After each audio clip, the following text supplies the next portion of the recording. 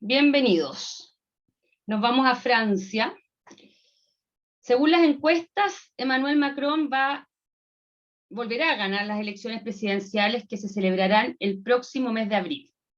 Serán como siempre en Francia, a dos vueltas. La primera tendrá lugar el 10 de abril, la segunda 2 semanas más tarde, el día 24. Según las encuestas, también Macron obtendría entre un 25 y un 27% de los votos en la primera vuelta y tendría que vérselas con un candidato de extrema derecha en la segunda.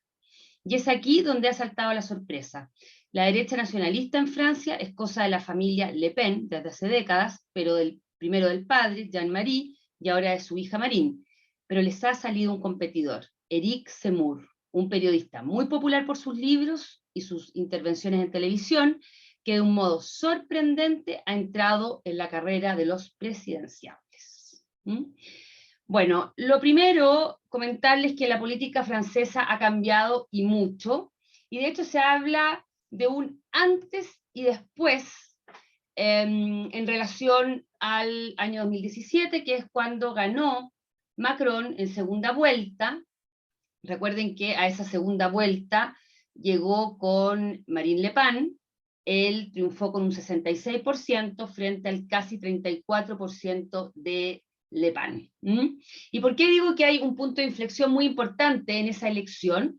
Porque de alguna manera se acaba lo que se había visto durante mucho tiempo en la política francesa, que era básicamente una lucha entre los dos partidos tradicionales franceses, que era el partido de los republicanos, es decir, la centroderecha, la derecha tradicional, y por otro lado el partido socialista, es decir, la centroizquierda. Y eso se acabó el año 2017. Quedaron fuera esos partidos. O sea, en la segunda vuelta fue Macron. Recuerden que Macron es un hombre que se autodefine como de centro, aunque hemos visto que ha ido virando, se ha ido escorando hacia la derecha, también consecuencia del contexto que le ha tocado vivir y porque también vemos que hay liderazgos de extrema derecha que también de alguna manera, como digo, lo obligan a cambiar su discurso, pero él, digamos, hay que recordar que creó un nuevo partido que se llama La República en Marcha, un partido de centro. Entonces se midió en esa segunda vuelta Macron, este partido nuevo de centro, con una mujer, en este caso del partido de extrema derecha, que recuerden que era el Frente Nacional, el partido de su padre, y ahora se llama de otra manera, Agrupación Nacional, pero que básicamente es el mismo partido político. Entonces cambió totalmente el paisaje político francés, donde las fuerzas tradicionales ya no tienen la fuerza que tenían antes, y vemos a dos, digamos, en este caso políticos de afuera, de lo tradicional, que llegan a segunda vuelta. Así que, de alguna manera, vemos un escenario bastante parecido aquí en Chile. Bueno, quizá alguien me diga que el Partido Comunista no es precisamente un partido nuevo, pero sí estamos hablando de una fuerza, en el caso de la izquierda, que no ha estado en el escenario político, y sabemos que también tenemos a otro candidato que también es de derecha, pero que tampoco obedece o no está dentro de las fuerzas o los partidos políticos tradicionales en nuestro país. O sea, es bien interesante también ir comparando los fenómenos. Bueno, entonces, como les decía, el año 2017, ninguna de las dos corrientes políticas tradicionales, es decir, ni los socialistas ni los republicanos, llegaron a la segunda vuelta. El independiente Emmanuel Macron, ¿cierto?, ganó. Y aquí también hay que recordar que los conservadores perdieron, podríamos decir, a su favorito. O sea, la derecha tradicional, la verdad que tuvo posibilidades de llegar a la segunda vuelta el año 2017. Tenían a un buen candidato que fue François Fillon. Él había sido primer ministro, tenía una trayectoria política súper interesante, pero hay que recordar que ese año estalló el llamado Penélope Gate. ¿Y por qué Penélope Gate? Por el que es el nombre de su señora. Yo no sé si se acuerdan de algo, pero François Fillon fue condenado, de hecho, el año pasado, el 2020, o sea, fueron varios años de investigación, o consecuencia de malversación de fondos públicos tras haber contratado de manera fraudulenta a su esposa en el cargo de asistente parlamentaria sin que efectuara dicho cargo. O sea, ella, ¿cierto?, apareció como una asesora, una asistente parlamentaria durante mucho tiempo, recibiendo muchísimo dinero por eso, pero según la justicia, ella nunca ejerció dicho cargo. No, y además no era solo la señora, también hay unos hijos involucrados, bueno, todo un escándalo. Fillon no lo reconoció o quiso bajar el perfil, continuó con su candidatura, pero lógicamente esto le golpeó fuerte y no consiguió llegar a la segunda vuelta. Recordar que entre los años 2007 y 2012, Fillon se desempeñó como jefe de gobierno de Nicolas Sarkozy, o sea, fue su primer ministro, y figuraba como gran favorito para esas elecciones del 2017, como digo, probablemente y seguramente habría pasado segunda vuelta si no hubiese sido por el destape de este escándalo de corrupción.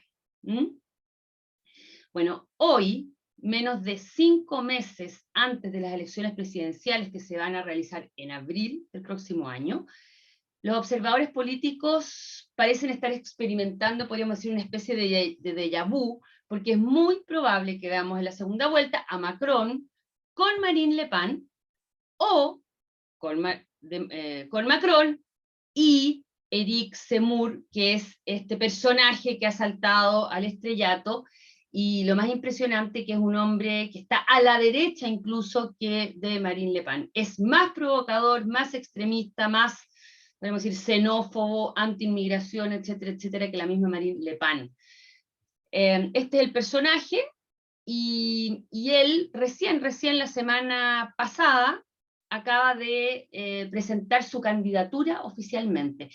Todo era una especie de secreto a voces que probablemente se iba a convertir en candidato porque estaba subiendo mucho en las encuestas, pero no había oficializado esta candidatura, y esto ocurrió el día lunes en la noche, creo, el lunes pasado o el martes a primera hora, por ahí, y ya está entonces como, va a estar en la papeleta de la primera vuelta. Ahora no sabemos con qué apoyos, vamos a hablar un ratito más de él, porque no nos voy a centrar inmediatamente en la figura de este personaje, pero él estuvo subiendo fuerte en las encuestas, y de hecho a partir de agosto más o menos es cuando la prensa internacional se empieza a interesar por este personaje, y la verdad es que ahora actualmente no está pasando por su mejor momento, viene incluso bajando un poco en las encuestas.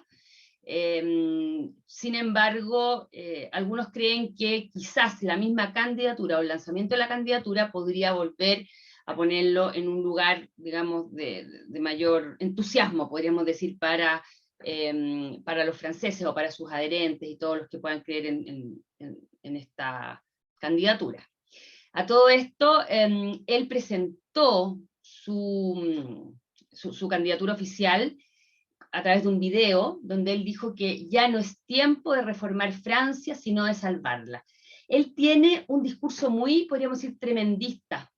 Algunos le hablan que incluso todo lo que él ha escrito es del género decadentista. O sea, todo es dramático. O sea, realmente Francia está a punto de ser destruida, el Estado-nación francés, la República Francesa, está al borde del abismo. Ese es más o menos el concepto que él maneja, y al parecer tiene bastante llegada, por algo ha llegado donde él está hoy día. Y bueno, y él oficializó esta candidatura, fue efectivamente el martes pasado, como estoy viendo aquí en mi punteo, lo hizo en un video, con una escenografía que fue copiada, así dicen los analistas, los historiadores que entienden más de estos temas, del histórico llamado que hizo el 18 de junio de 1940 el general Charles de Gaulle, para resistir a la ocupación nazi. Bueno, él se autodefine como golista y como bonapartista o napoleónico. Esos son sus grandes referentes históricos. Pero bueno, antes de seguir con eso, darles algunos datitos de Francia, nunca está de más, ¿cierto? Ya que estamos hablando de este país europeo, un país grande en el contexto de Europa, de hecho es un poco más grande que España, y cuando les doy la superficie y la población me refiero a la llamada Francia metropolitana, porque no hay que olvidar que hay una Guyana francesa, hay muchas islas que son especies de colonias francesas, que aumentan esta superficie de la población, pero yo aquí me estoy refiriendo solamente a esta Francia, podríamos decir, continental. La población es de más de 60 millones de habitantes, como tenemos aquí, 62. La república, o la forma de gobierno, es una república semipresidencialista unitaria. ¿Por qué semipresidencialista? Ya lo hemos hablado varias veces, porque hay un presidente, en este caso que es elegido directamente por sufragio universal por un periodo de 5 años, pero él comparte el poder con un primer ministro. ¿Ah? Y de ahí, digamos, la característica de este sistema de gobierno.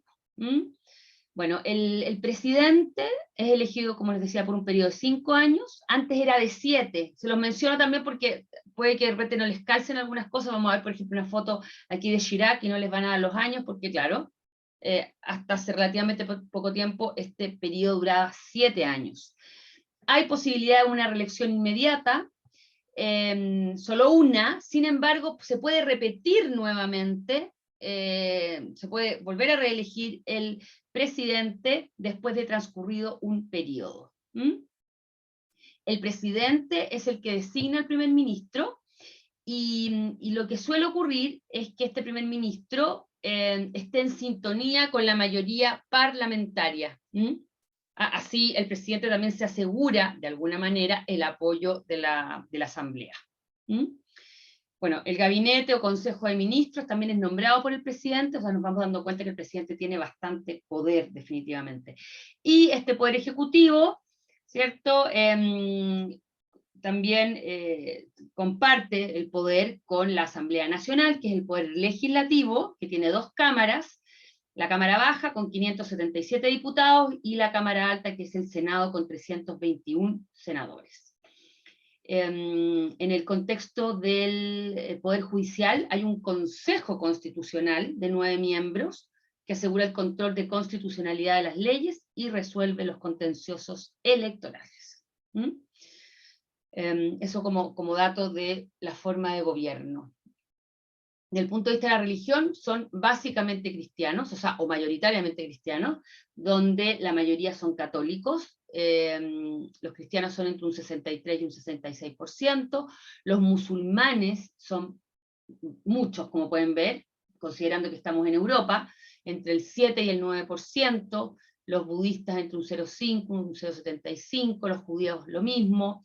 Bueno, y los que no adscriben a ninguna religión también son muchos, entre un 23 y un 28%. ¿Por qué les doy números así un poquito vagos? Porque con esta tradición de laicismo que tiene Francia, no recopila oficialmente datos sobre afiliación religiosa, desde el Censo Nacional de 1872. Miren que es bien increíble. Y hay una ley, de hecho, de ese año, que prohíbe a las autoridades estatales recopilar datos sobre la etnia o creencias religiosas. Y después hay otra ley de 1978, donde se enfatiza la prohibición de la recopilación o explotación de datos personales que revelen raza, etnia u opiniones políticas, filosóficas o religiosas de una persona.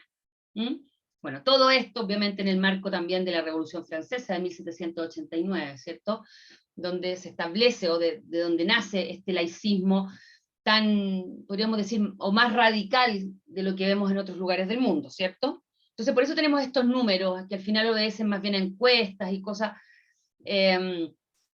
Bueno, la verdad que no tengo tan claro cómo se obtienen esos números, pero por eso no tengo números más duros que lo que podemos ver aquí. La edad media es de 41,7 años, muy en la línea de lo que ocurre en Europa, sin embargo es una edad media menor, por ejemplo, a la alemana. No es una población tan envejecida como en otros países. La tasa de fertilidad también, si se dan cuenta, no es tan baja, incluso es más alta que lo que tenemos aquí en Chile, en el caso de Francia, 2,04 hijos por mujer. Es la economía número 9 a nivel mundial. O sea, en tamaño de la economía, Francia es la 9ª en el mundo, con un PIB per cápita de $42.000, está muy alta, como pueden ver, y es un país que tiene recursos como el carbón, el hierro, la bauxita, el zinc, potasa, recursos forestales, la pesca, en la agricultura ocurre lo mismo, trigo, cereales, remolacha, papas, uva, carne vacuno, productos lácteos, pescados. Y en la industria, estamos hablando de una industria, bueno, y en realidad de una economía muy diversificada en todos los sectores, donde obviamente los servicios están, marcan la pauta, y es el área definitivamente más relevante de la economía. Pero aquí en la industria hay maquinaria, productos químicos, automóviles, metalurgia, aeronaves, electrónica, textiles, procesamiento de alimentos y turismo. Y el turismo, la verdad que es muy, muy relevante dentro de la economía francesa, porque estamos hablando de que Francia, aunque tenemos datos del 2018, que es el gráfico más nuevito que encontré, es definitivamente el país más visitado del mundo. Así que también ese dato es súper interesante. El turismo en Francia representa más del 7.3% del Producto Interior Bruto, algunos dicen que puede llegar hasta el 8%, la verdad que es muchísimo, y 2 millones de empleos, y genera 2 millones de empleos directos e indirectos. Así que aquí nos damos cuenta entonces que es un área muy relevante dentro de la economía francesa.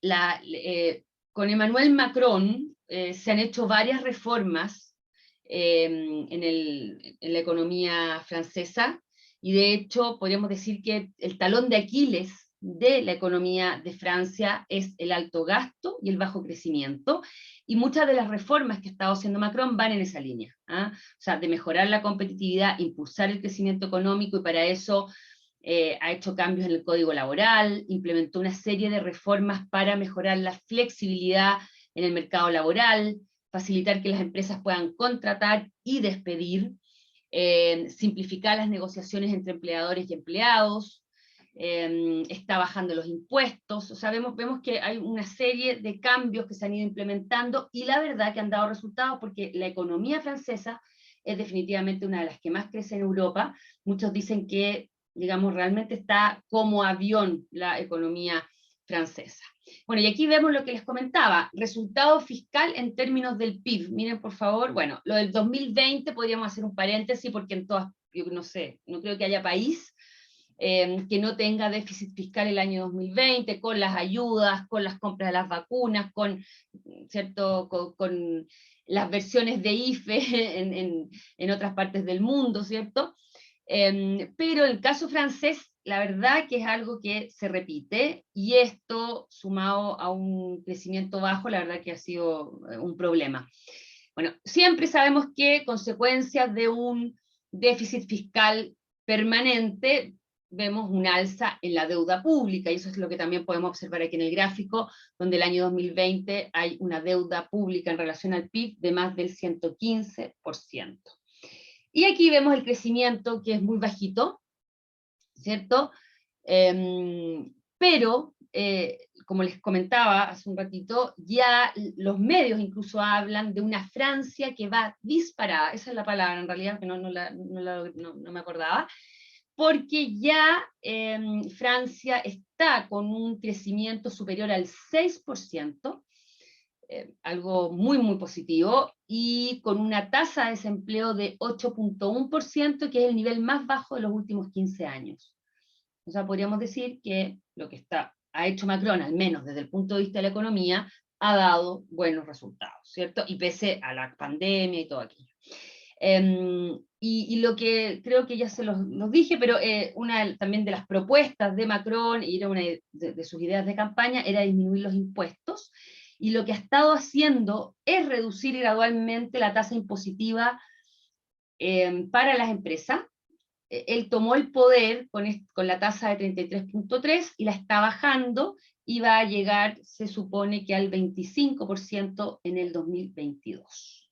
Así que ahí, para que tengan un poquito una idea, probablemente a medida, no sé, sobre todo desde marzo en adelante, estaremos en la prensa viendo muchos balances de lo que fue el gobierno de Macron, probablemente lo veremos aquí también, haremos ahí en su momento un análisis de aquello, pero ya podemos hacernos una idea al menos que desde el punto de vista de la economía, digamos, su gestión ha dado definitivamente, creo yo, buenos resultados.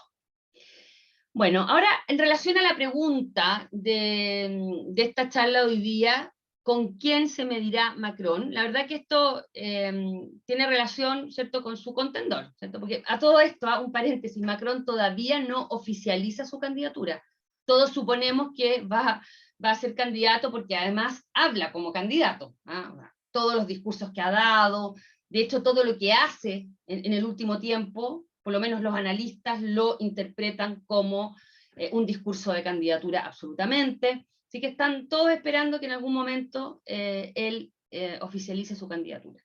La verdad, y pongo un poquito el parche en telería, no tengo la fecha exacta cuando se cierran las inscripciones no se me ocurrió haberlo visto en realidad, así que me imagino que en la medida que esa fecha se acerque, en algún minuto él va a tener que definirse, ¿cierto?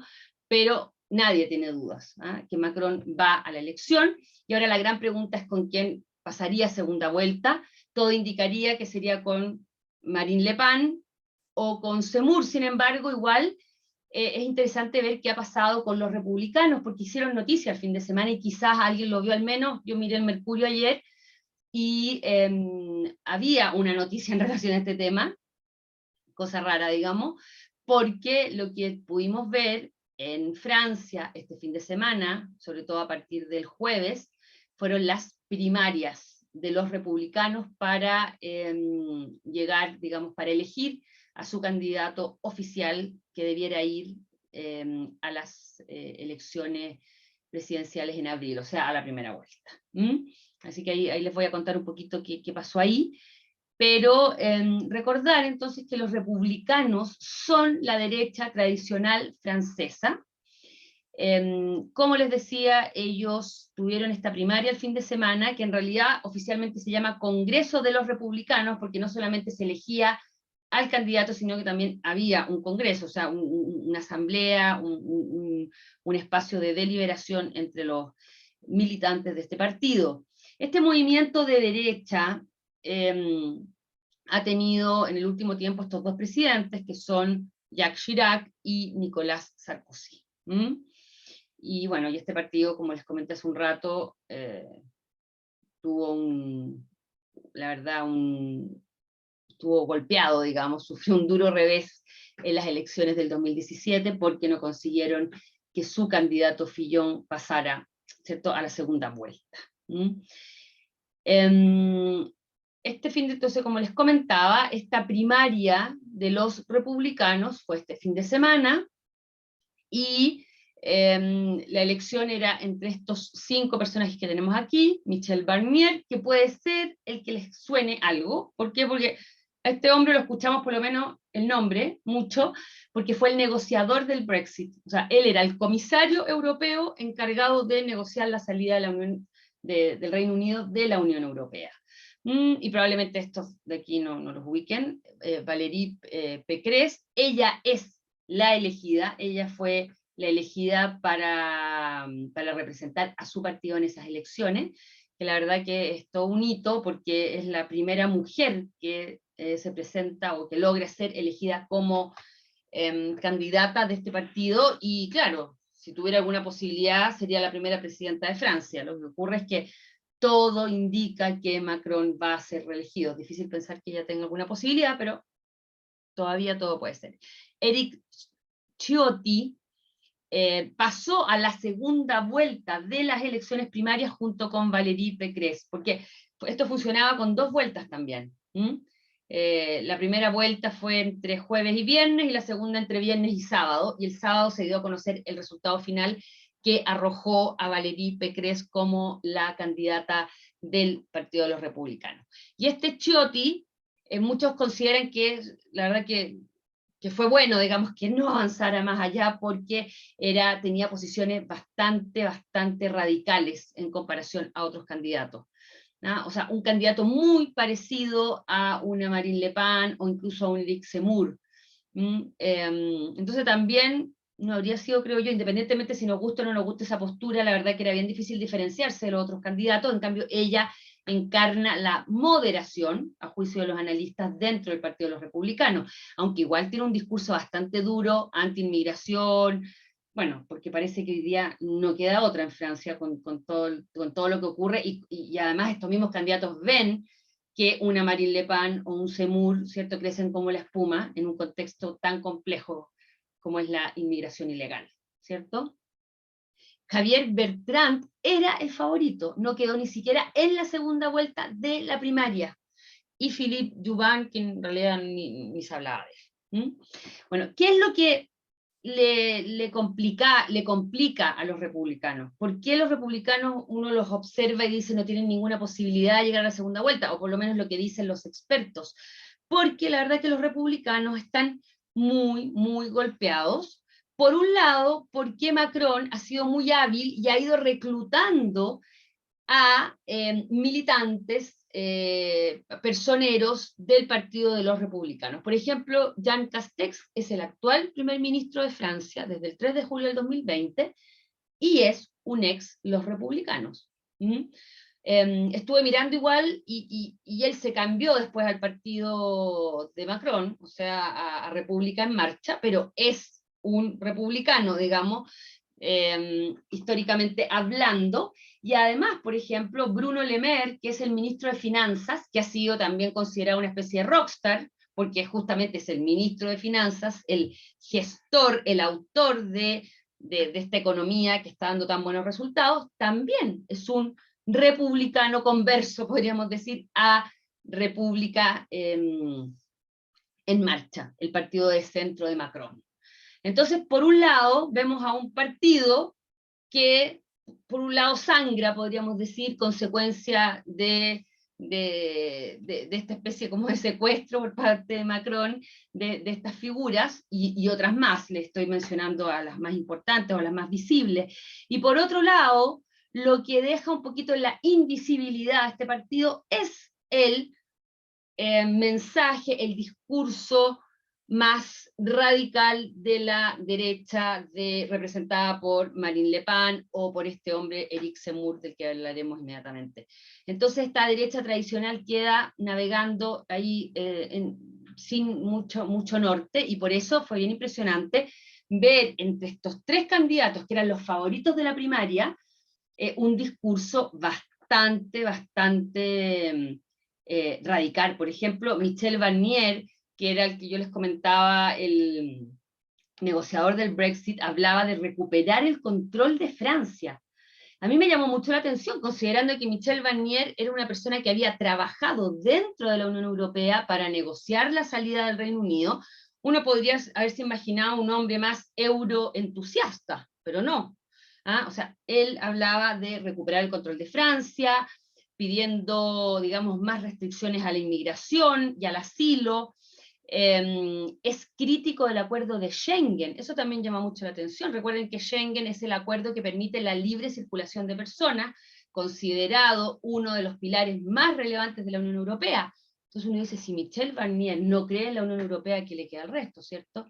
Javier Bertrand era el favorito según las encuestas.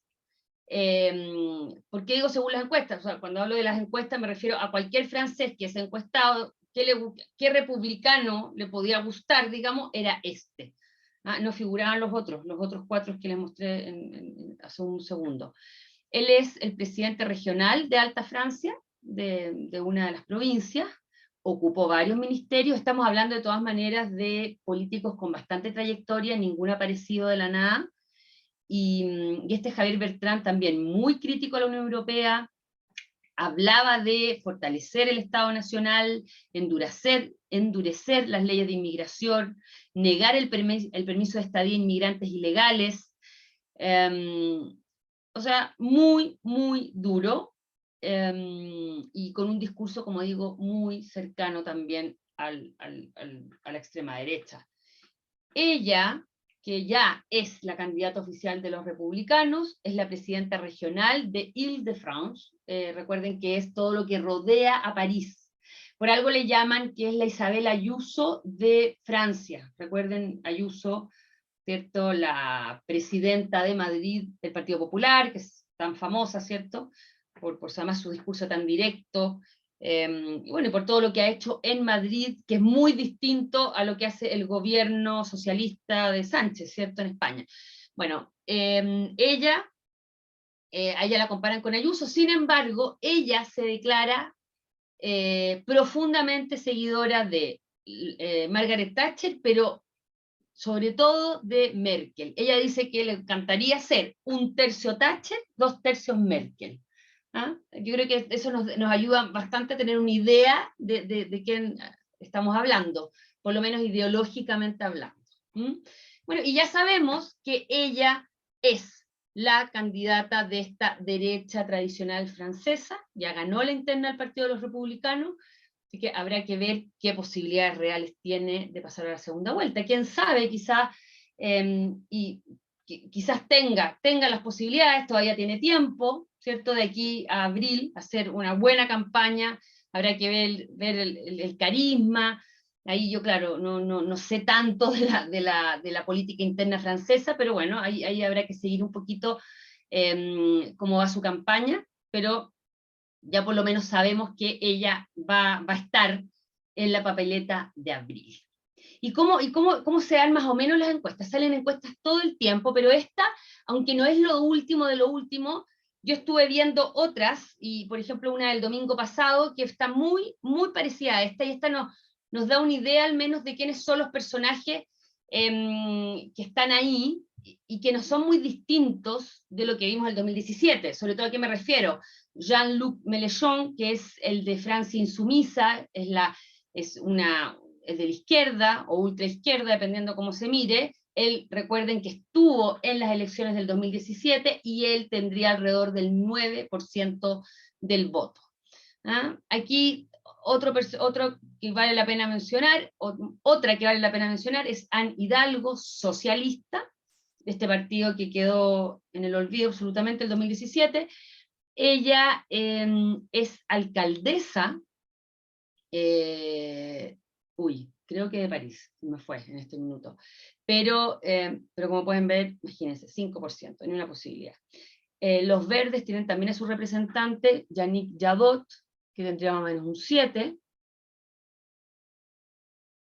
Macron en las encuestas está sacando más o menos un 25%, y Bertrand lo tenemos ahí con un 13%, pero ya hay que sacarlo, porque Bertrand era, ¿cierto?, uno de los favoritos dentro de los republicanos, pero quedó fuera de la papeleta, y habrá que ver, va a ser súper interesante. Yo al menos no encontré ninguna encuesta ya, bueno, es que esto fue el sábado, obvio, pero habrá que ver una nueva encuesta que ya nos muestre a Valérie Pécresse dentro de, digamos, de una encuesta, y ver más o menos cuánto marcaría, si baja mucho de Bertrand, si tiene un poquito más, o más o menos lo mismo, no sabemos. Y tenemos a Marine Le Pen ahí con un 17%, que ese número ha cambiado un poco en el último tiempo. ¿Se acuerdan que les comenté que Zemmour, que es el último, está a la baja? O sea, él, cuando se presenta como candidato oficial el martes pasado, no está en su mejor momento. Él llegó a tener un poco más del 15 incluso, pero hoy día se supone que Marine Le Pen estaría rozando el 20%, y Zemmour mantendría un 15%. Pero sabemos cómo Marine Le Pen sube, baja, y bueno, vamos a ver qué pasa ahí con el electorado. Entonces, yo creo que probablemente esta segunda vuelta, o el paso a la segunda vuelta, va a ser bastante infartante, porque probablemente van a estar muy empatados, si es que no ocurre algo en el intertanto, o no se desinfla absolutamente la candidatura de Zemmour, que para algunos puede ser realmente una burbuja, un fenómeno, como ocurre en otras oportunidades. De aquí tenemos la segunda vuelta. ¿Cómo sería la segunda vuelta con Le Pen? Macron sacaría un 56.5 frente a un 43.5 de Le Pen, o sea, sería una elección donde Le Pen conseguiría más votos de los que consiguió el 2017. Recuerden, yo les dije más o menos, Le Pen tuvo un 33-34% el 2017. O sea, no sería tan raro, un poco de desgaste, Macron podría bajar del 66%, ¿cierto? Con Zemmour le va mejor a Macron, porque Zemmour es más a la derecha, es más extremo, entonces ahí Macron sacaría un 61 frente al 39 de Zemmour. Y aquí, bueno, esto ya no nos sirve, pero es lógico que Macron, midiéndose con la derecha tradicional, peligra, porque ahí están muy cercanos. De hecho, muchos encuentran que el discurso, al menos de Valérie Pécresse es muy cercano a Macron, por ejemplo, desde el punto de vista de la economía, sin lugar a dudas, y quizás Pécresse puede ser un poco más dura en el tema migratorio, pero obviamente para Macron medirse con los republicanos es algo mucho más peligroso. O sea, él le conviene definitivamente a una Le Pen o a Zemmour en la segunda vuelta. Porque ahí obviamente los franceses me imagino que se pondrán nerviosos con una extrema derecha y preferirán a Macron. Siendo que además Macron también es un hombre moderado, o sea, no es tan difícil perderse, creo yo. Bueno, pero veamos quién es este Éric Zemmour, el nuevo rostro de la vieja extrema derecha francesa, así lo han tildado. También ha sido conocido como el Trump francés, y él es periodista, político, escritor, ensayista, columnista y polemista. Polemista, increíble el nombre, pero la verdad que honestamente yo no sabía que existía esa palabra, porque realmente crea polémica. O sea, en eso ha consistido su carrera, y eso es lo que le ha permitido ser famoso, estar en muchos canales de televisión, escribir en distintos medios. De hecho, hay algunos analistas que señalan que Éric Zemmour es el resultado de los medios. Ha sido digamos, una fabricación de los medios de comunicación franceses, aunque igual él tiene su mérito, yo les contaré un poquito de él. Bueno, se define bonapartista y golista, mientras que los principales medios de comunicación lo consideran de extrema derecha. Pero son los mismos medios de comunicación que le han dado un espacio impresionante. Yo les voy a mandar un artículo de opinión que encontré hoy día, que habla de esto. Bueno, se nota que el personaje que escribe no le gusta nada a Zemmour, no sé, en ese sentido no es muy neutral, pero sí es muy interesante cómo explica esto de los medios, porque al final a los medios les conviene tener personajes como él, porque aumentan el rating, porque aumentan el tiraje, porque aumentan la venta, y eso es lo que ha llevado a que este hombre llegue a donde está. Pero como digo, pero también tiene su mérito, porque, claro, tener un personaje que dice puras cosas o barbaridades, porque también muchas barbaridades dice el señor, no nos sirve si son solo barbaridades. La gracia de Zemmour, que es un hombre muy culto, donde hay intelecto, definitivamente. Entonces, es un hombre interesante, aunque pueda decir las cosas más increíbles. ¿Se fijan? Bueno, les cuento un poquito de él. Creo que, bueno, primero es súper importante entender la historia para entender por qué es como es. Bueno, él es de origen modesto. Cuando digo modesto no me refiero a pobre, sino que por ejemplo, si lo queremos comparar con un Trump, no es ni empresario, multimillonario, ha ido haciendo su pequeña fortuna gracias justamente a la venta de sus libros, sus ensayos, y sobre todo por la presencia que tienen los medios de comunicación. Pero estamos hablando de un hombre de origen modesto, que vivió parte de su juventud en los barrios periféricos de París, pero nunca pasó penurias. Su familia, y esto también es un dato súper interesante, creo yo, casi contradictorio con su historia, es que es de ascendencia judía argelina por parte de su abuelo. Por lo tanto, de hecho, sus padres migraron desde Argelia a Francia, y en los 50, antes de que Argelia se independizara. O sea, esto ocurre en el fondo después de la guerra, o no sé si es antes, pero más o menos durante si no es en la guerra o terminando la guerra, pero en esa época. En todo caso, Zemmour nace ya en Francia. Y su familia se supone que se benefició del auge económico que trajo el fin de la Segunda Guerra Mundial. Bueno, entonces, ¿por qué digo que esto es contradictorio? Porque él tiene como digo, un discurso muy, muy nacionalista, muy de ser francés, y él, bueno, y el ser francés, o podríamos decir, la identidad francesa, podríamos decir, más pura, tiene que ver con un francés, podríamos decir, de Francia, ojalá católico, muy tradicional, y él quizás es tradicional, la verdad que esa parte no la sé cuán tradicional sea, pero como digo, es de origen argelino y judío, y fue educado en la religión judía. Entonces, de ahí tenemos una cosa como distinta. Siempre fue un alumno modelo, o sea, estamos hablando de un hombre inteligente. También yo creo que es muy importante, por ejemplo, para diferenciarlo de un Trump, ¿cierto? Que en general, siempre alguien que es de derecha se dice Trump, igual. ¿Puede haber coincidencias ideológicas? Sí. De todas maneras, pero creo yo que son muy distintos. Él va a estudiar en un colegio privado y después va a pasar por el Instituto de Estudios Políticos de París. Y más tarde va a intentar entrar a la famosa ENA, la Escuela Nacional de Administración, por donde ha pasado la mayor parte de los políticos franceses. Va a intentar, pero su candidatura va a ser rechazada por lo menos 2 veces. Esto va a ser para él un doble fracaso, algo que lo va a marcar profundamente. O sea, según las personas que lo conocen más, que entienden su biografía, que lo han estudiado, señalan que esto es muy importante para comprender también, digamos, esta crítica que él hace a la élite francesa. O sea, esto realmente le dolió, que no pudiera ingresar a la ENA, la Escuela Nacional de Administración.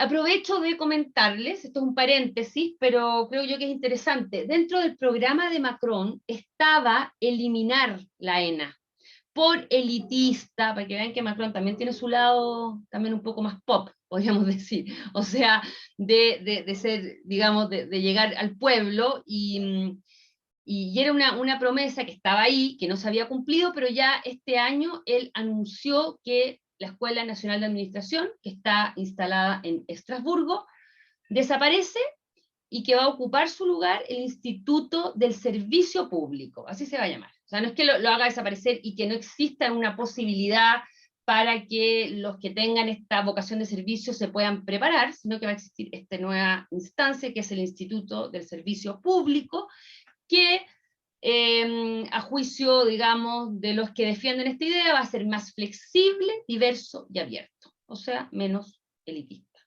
Bueno, Coti, es bien interesante. Dime. Pero cuéntanos, no entiendo yo, esta escuela era para los que querían hacer ¿qué? ¿Quiénes postulaban ahí? ¿O quiénes estudiaban Los que ahí? querían hacer carrera política, o sea, Macron estudió ahí, bueno, muchos de los presidentes y primeros ministros. Bueno, hay otra, es como Eton, claro, en Reino Unido. Ya, perfecto. ¿Te Ya, y en fijas? el fondo la selección es un poco a deo. Me imagino. Y en Ya. general coincide que son personas más de la élite, Influyentes. totalmente, o de familias influyentes, o con mucho dinero, o de qué colegio vengan, ¿te fijas? Hay una cosa, quizás eso no sé, bueno, podría haberse reformado quizás eso y manteniendo la ENA, pero sabemos que muchas veces no funciona eso, y funciona mucho más y es más espectacular hacer, entre comillas, desaparecer algo y a cambio, ¿cierto?, instalar otra cosa, aunque quizás va a ser hasta el mismo edificio, no tengo idea, pero por lo menos hacer como que se acaba una cosa y comienza una institución nueva, con otras bases, con otros objetivos, quizás, o sea, los objetivos finales yo creo que son los mismos, pero básicamente podríamos decir, en resumen, que va a ser una institución más democrática, por lo menos en cuanto al acceso. Eso. Y Macron ya, como digo, lo anunció. Entonces me imagino que habrá algunos contentos. Pero este detalle parece que a Zemmour lo marcó profundamente, el quedar fuera de la ENA. Bueno, entonces él no es de carrera, porque se habla siempre que es un periodista, porque ha hecho una carrera impresionante en los distintos medios, pero él podríamos decir, estudió más bien unas ciencias políticas, diría yo, al haber estudiado en el Instituto de Estudios Políticos de París, o sea, podemos decir que es un autodidacta como periodista. Y él va a comenzar su incursión en el periodismo en los años 80, va a ir escribiendo en distintos diarios.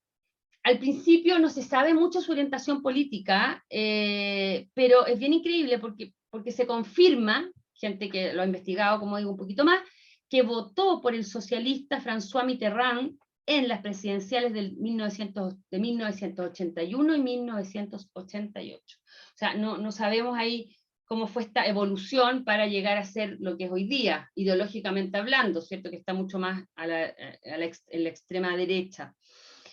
Bueno, y a finales de los 90 se va a incorporar a la redacción de 2 periódicos conservadores, que es Le Figaro, que tenemos aquí, y no tengo idea cómo se pronuncia eso, Valeurs Actuelles, no tengo idea. Porque el primero es un periódico, un diario, y el segundo es una revista semanal de noticias, de análisis de actualidad. Ambos son medios conservadores, pero la revista es considerada de línea editorial más a la derecha incluso que Le Figaro. Va a comenzar a escribir ahí, también va a escribir en otros lugares, pero quizás lo interesante de esto es que a partir de estos medios o de escribir en estos medios va a comenzar también a estrechar ciertos lazos con la derecha francesa.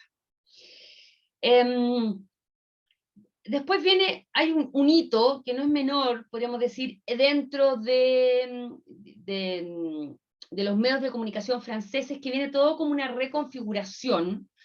Hay un importante proceso de privatización de los medios en Francia, que se inicia durante la era Mitterrand y que se ahonda más tarde con el conservadurismo de Jacques Chirac. O sea, estamos hablando de los años 90, principios de los 2000, donde esta privatización sumado a ciertas crisis económicas, bueno, esto va a someter a los medios franceses definitivamente a las leyes de mercado, y los medios de comunicación van a tener que hacer lo que sea para sobrevivir y para conseguir audiencias. Bueno, que es lo que hacen en realidad los medios de comunicación en todas partes del mundo.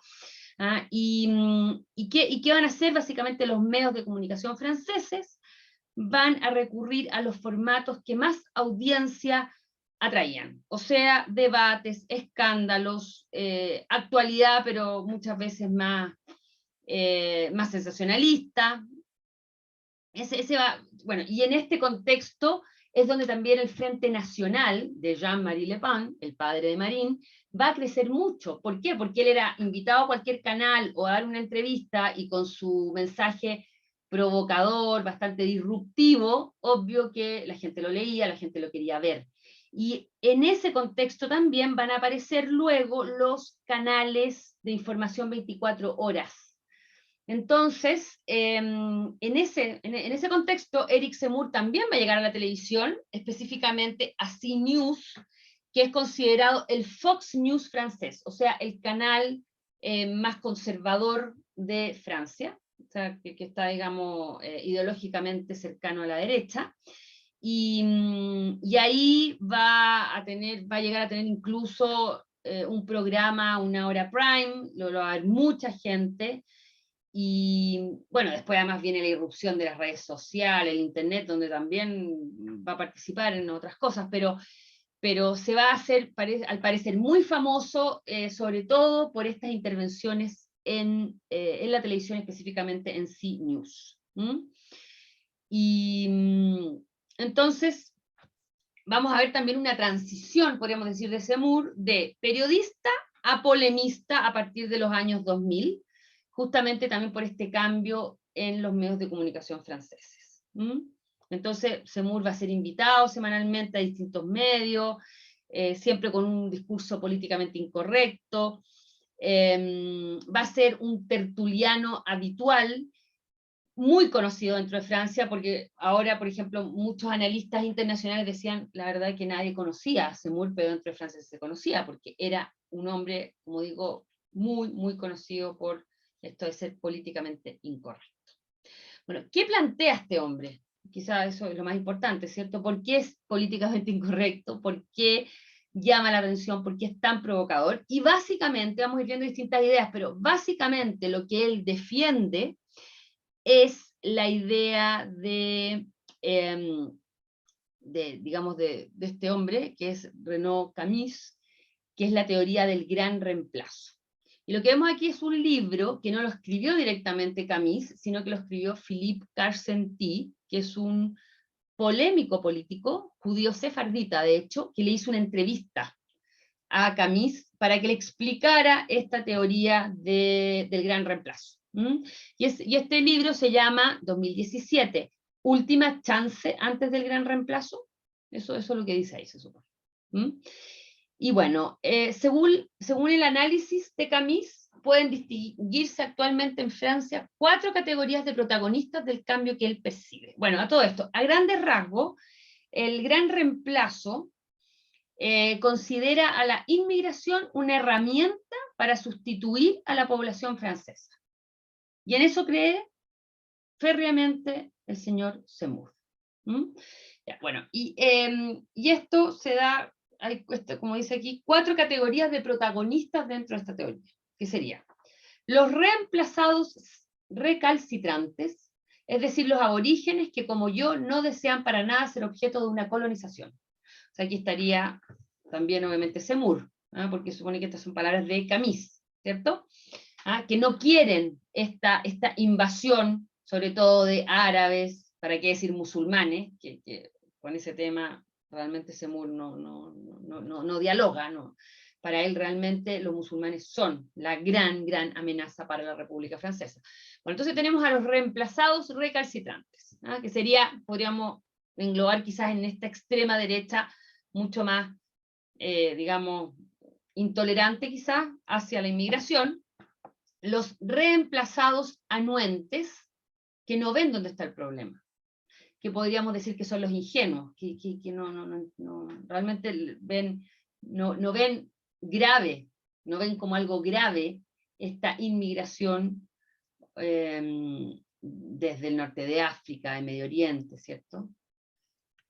Que además son personas que culturalmente son muy distintas, que ahí está la gran diferencia con lo que ocurre, por ejemplo, aquí con Chile, ¿cierto? Que nos llegan inmigrantes, pero al menos hablan el mismo idioma, son cristianos, por ejemplo, no sé. Aquí estamos hablando de personas que son muy distintas. O sea, hay un verdadero choque de civilizaciones, ¿cierto? Como decía Samuel Huntington. Luego tenemos los reemplacistas, que organizan o dejan de hacer el cambio de pueblo y que están aún en el poder. Renaud culpa esencialmente al socialismo y al comunismo, a la izquierda tradicional, de fomentar este reemplazo. Aquí serían como los responsables, ¿cierto? Los protagonistas del gran reemplazo. Y finalmente, los reemplazantes, que son los nuevos o futuros dueños, o sea, los que llegan a invadir Francia, que son básicamente, además, y como digo, y la gran amenaza para ellos es los inmigrantes, sobre todo musulmanes. Y bueno, y aquí me detengo un segundo, porque la verdad que no es menor el tema del Islam. Por ejemplo, Zemmour habla de la delincuencia o del tráfico de drogas como tácticas de yihad de los inmigrantes magrebíes subsaharianos, y se posiciona violentamente contra un Islam demonizado que según él busca controlar la sociedad e instituciones francesas. Bueno, el Islam, como vimos hace un ratito, es la segunda religión más profesada en Francia, después del cristianismo, obviamente, y Francia es el país de Europa Occidental con más musulmanes. Y esto es debido principalmente al número de inmigrantes que viene absorbiendo Francia desde la década del 50, mayormente desde el norte de África, de Oriente Medio. Y esto porque, bueno, lo mismo que pasó con Alemania, sobre todo después de la Segunda Guerra Mundial, hubo una gran necesidad de mano de obra para reconstruir el país, y en ese contexto llegaron muchos desde el norte de África, que además hay que recordar, y todo el Magreb básicamente fue colonia francesa. Entonces, por eso también hay tanto de origen argelino, ¿cierto? De lo que es Mali, bueno, todo lo que es el actual Magreb, y esa gente siguió llegando, pero hubo un fomento al principio para esta inmigración, y eso no ha parado desde los años 50 en adelante.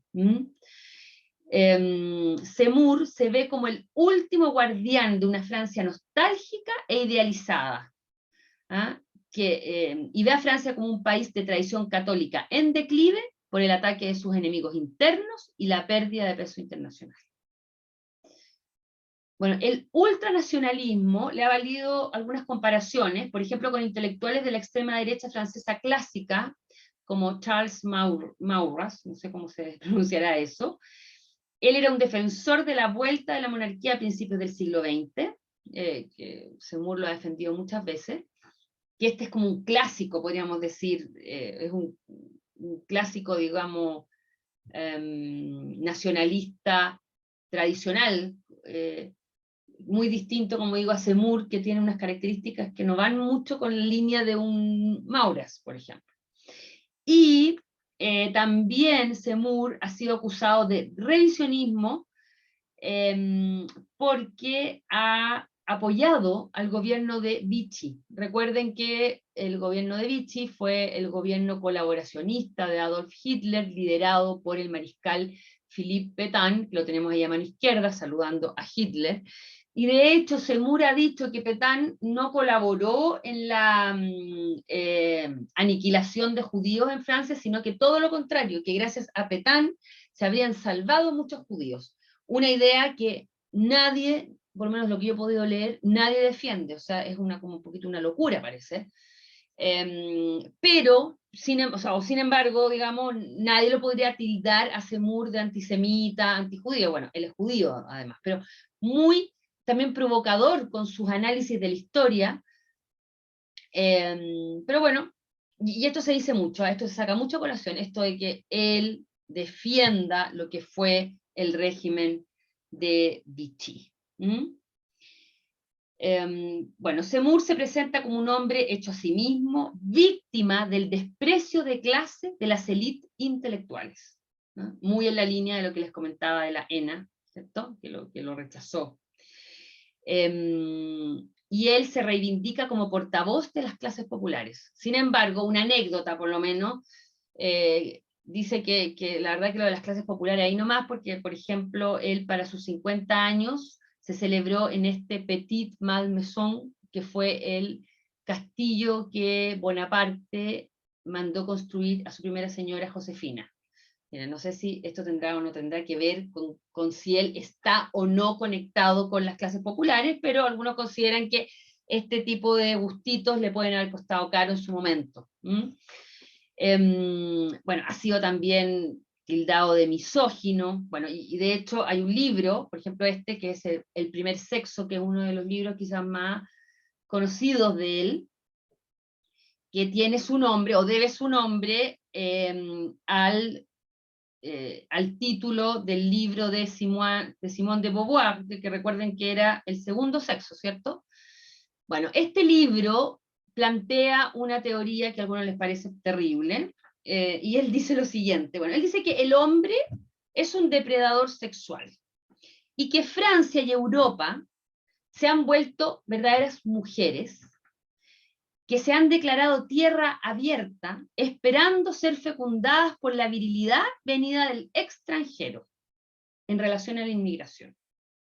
Entonces, a su parecer, la idea de Zemmour es que los obreros blancos franceses han sido castrados bajo la imposición del feminismo occidental, y que las francesas están eligiendo también, y que incluso las entiende por eso, están eligiendo a los africanos o a los asiáticos, los que lleguen, porque al final tienen una condición mucho más de macho alfa que los mismos franceses, porque, como digo, se han convertido en mujeres, porque bueno, ha habido se han debilitado muchísimo a consecuencia de este feminismo occidental, podríamos decir, radical.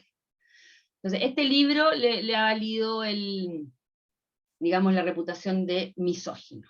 Bueno, él ha escrito mucho, y muchos señalan que él no se ha hecho famoso solo por la televisión y los diarios, sino que él ha escrito libros, muchos ensayos, todos en esta línea que les comentaba yo, decadentista, todo es así. De hecho, por ejemplo, acá uno de sus últimos, o sea, no, en realidad no es último libro, porque esto es del 2014, El suicidio francés. El último libro se llama Francia no dijo su última palabra. El suicidio francés, pero todo es como así, son siempre títulos de esa manera, o sea, que van en esta línea de que realmente Francia está al borde del colapso, al borde de la desaparición, la República Francesa ya, y todo esto consecuencia básicamente de la inmigración y del Islam. Son las dos grandes lacras para Zemmour. Va muy en la línea de Le Pen. Lo que pasa es que es muy impresionante porque este hombre es más radical que Marine Le Pen. Entonces es una cosa increíble.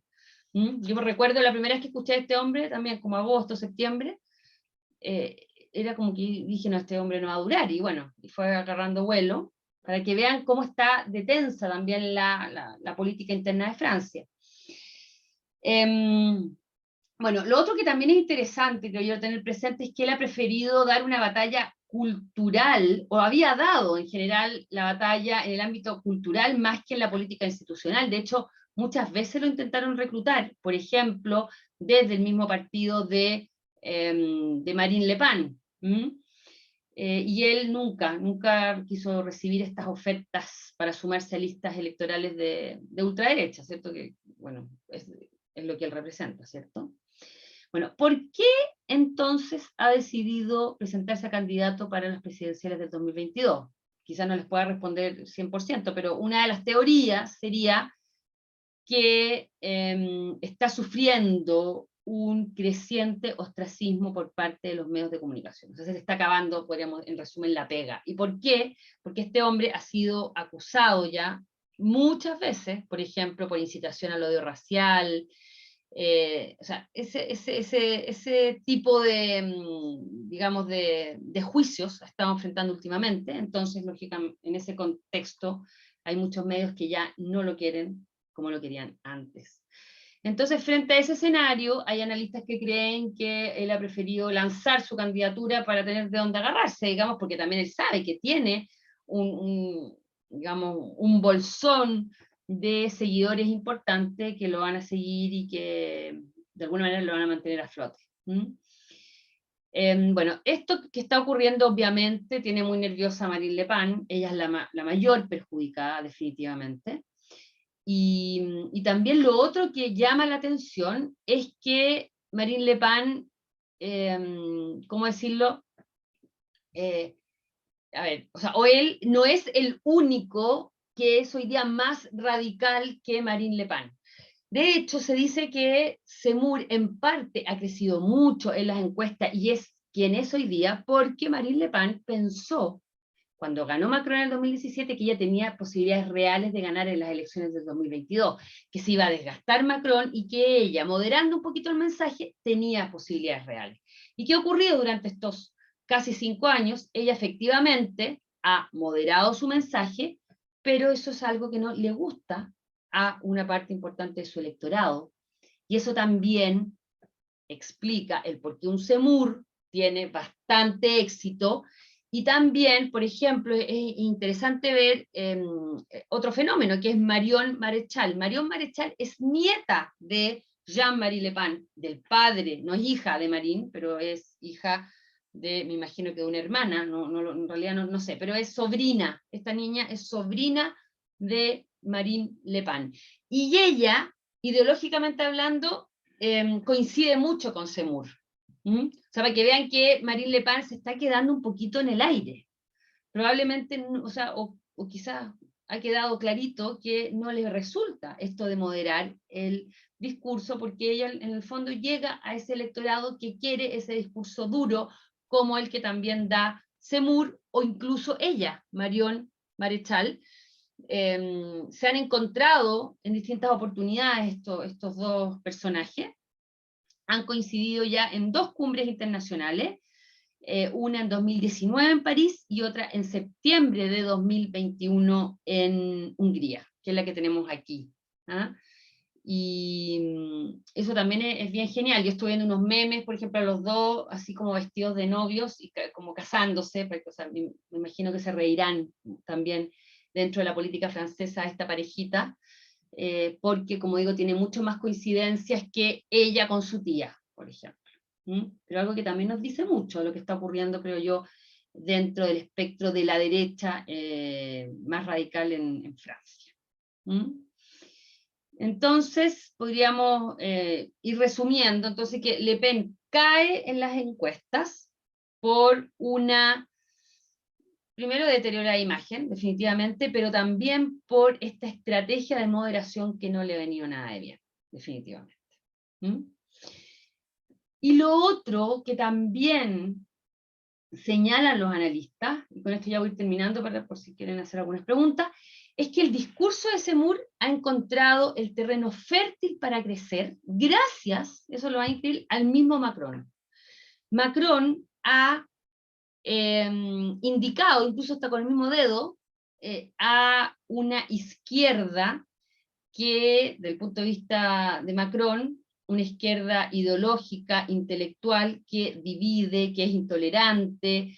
Bueno, todo ese discurso le ha venido muy, muy bien a la extrema derecha, específicamente a Zemmour. ¿Y a qué me refiero? Sobre todo a dos ideas que no son tan fáciles, pero yo les voy a mandar un par de artículos por si les interesa el tema.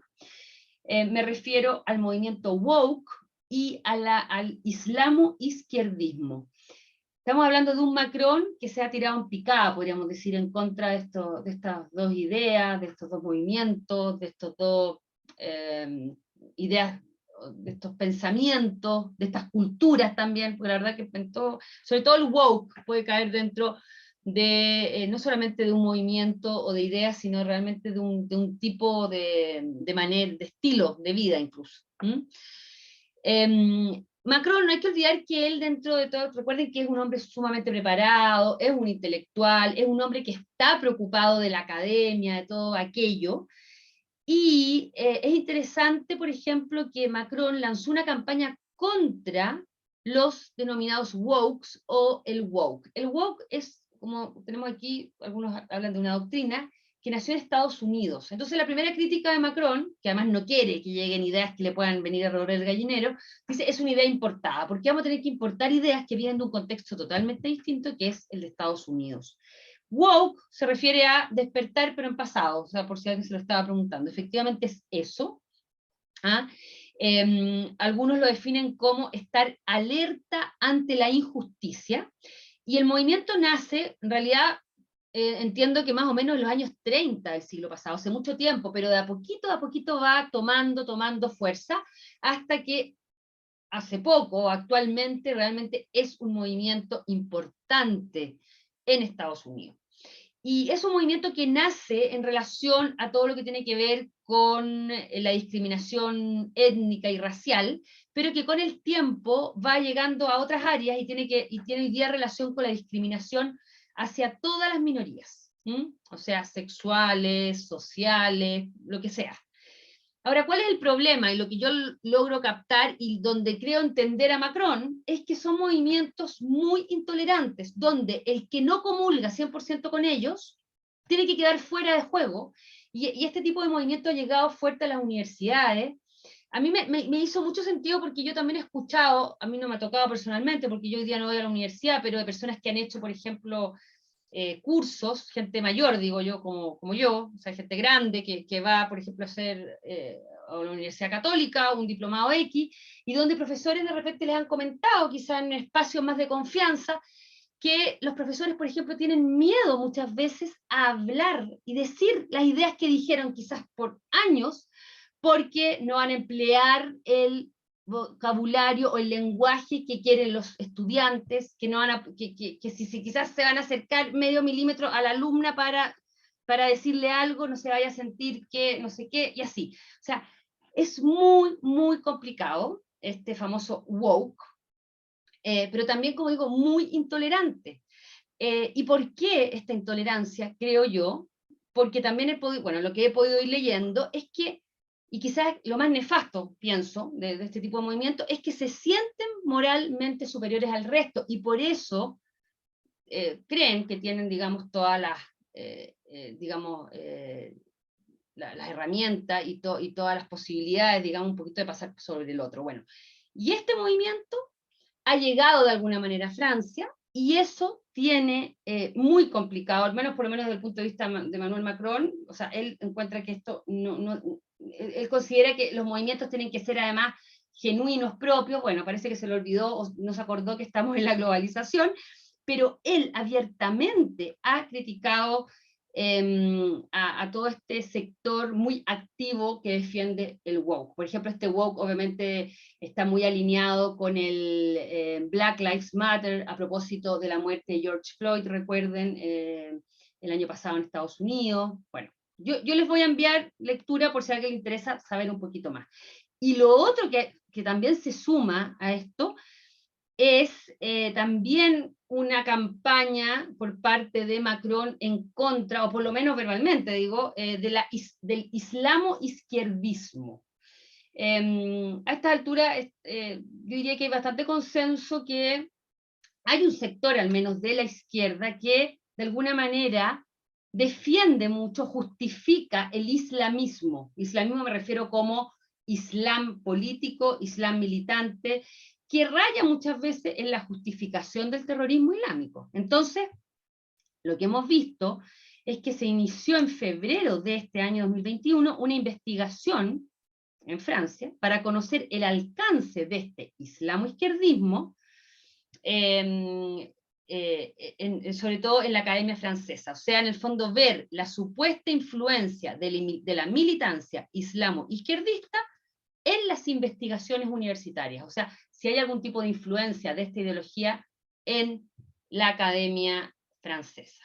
Esto más bien se los menciono, yo la verdad que no voy a ahondar más allá, pero es interesante tener presente estos debates,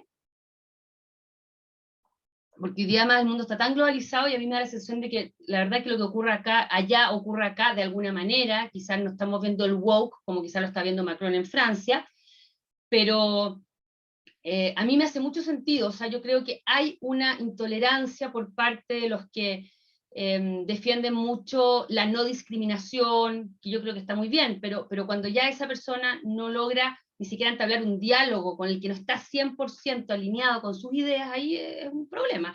Y eso creo que lo estamos viendo también por estas latitudes. Por lo tanto, creo que vale la pena y, como les digo, les mandaré algunas cosas entretenidas o interesantes a propósito de eso. El ascenso de Zemmour en los sondeos fue exponencial en tan solo unos meses. Aunque es difícil, porque carece de una plataforma electoral, podría llegar a la segunda vuelta de las presidenciales en abril de 2022. Incluso si no llegara, el terremoto que está provocando puede dejar secuelas importantes en el sistema democrático francés.